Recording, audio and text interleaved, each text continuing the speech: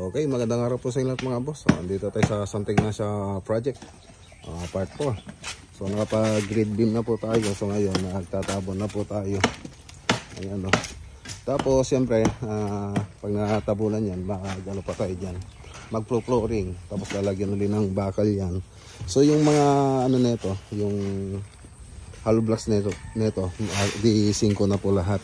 Pati doon sa loob, pero doon sa CR di 4 nilalagay natin dyan. Tapos yung proseso na gagawin natin dito, muna yung hollow blocks, tapos ipitin na lang yung mga poste. So ganun po yung proseso na gagawin natin dito. So naka-ready na rin po yung mga tubo dyan, nakikita nyo. So nakaabang na po yan lahat. Okay, libutin lang po natin.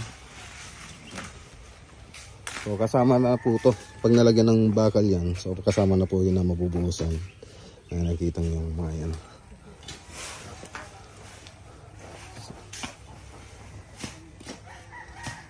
Okay, so magtatanggal na sila ng forma sa mga grid beam natin. So makikita nyo naka grid beam po lahat yan.